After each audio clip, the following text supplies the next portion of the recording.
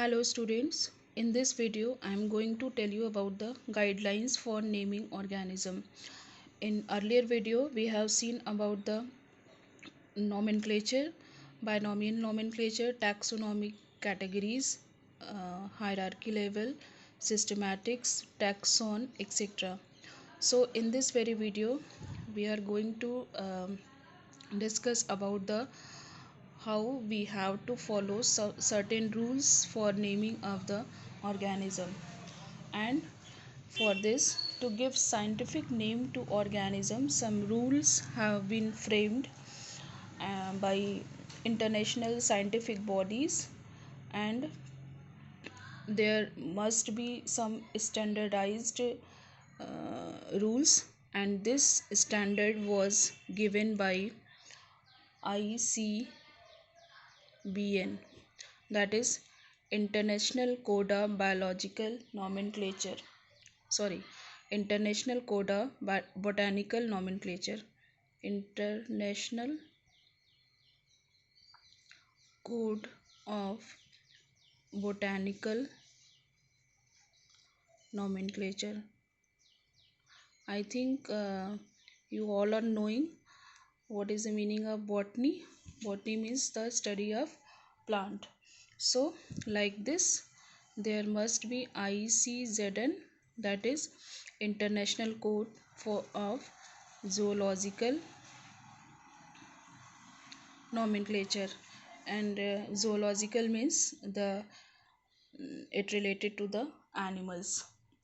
So like this again, International Code of Bacteriological Nomenclature, again names is same ICBN, and it will deals with the naming of bacteria. Then ICBN, here B for bacteriological. Then again ICVN, that is virological, viral, you can say viral nomenclature, viral nomenclature. So International Code of Viral Nomenclature. And there is also a separate International Code of Nomenclature for cultivated plants, ICNCP,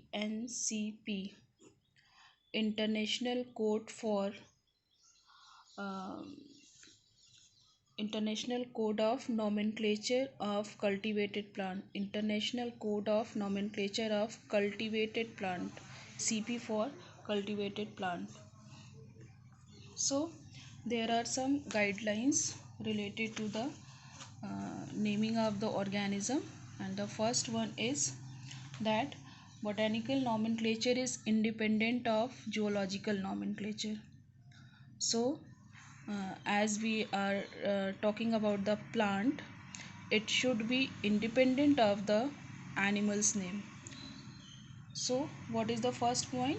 That botanical nomenclature is independent of the zoological nomenclature. Second point is each organism has only one valid name. Each organism has only one valid name, single name should be there. For example, there are so many names of any particular thing, like if we are talking about the onions, in English it is onion, in Hindi it is pyaj, or in Marathi it is kanda, and so many names are there. But allium is their specific name. So and it is standard name known by all the person who belong to science. So there must be one valid name. Third,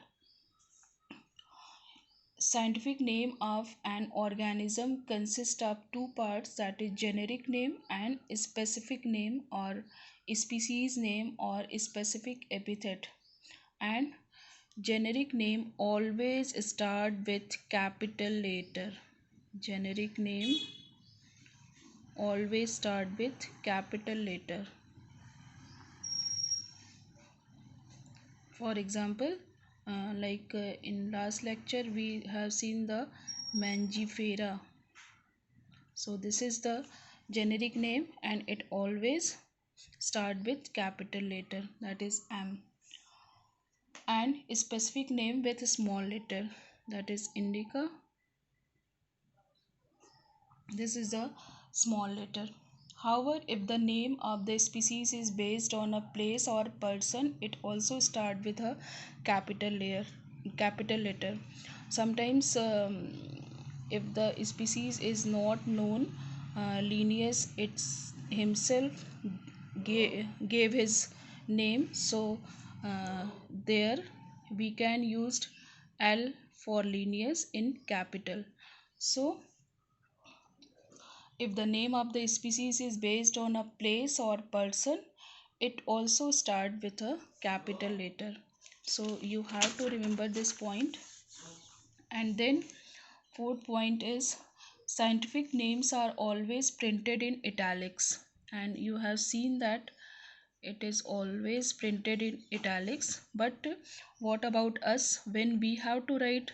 So what I think you have observed that whenever I have written the biological name, I just underline these two separately. Means genus is underlined like this and species is underlined like this. So we have separately can underline because we cannot write in italics, because in cursive some persons are the whole writing is in italics. So what we have to do, we have to just underline the genus separately and species separately. So but in books it must be written in italics, it must be printed in italics, and it is underlined when typed or written by hand. So I think you got this point. Then names are always in Latin. The language used is Latin because it is concise and precise and suits to the need of a descriptive phase of the natural sciences. So all the names should be in Latin because this Latin language is not very changeable language.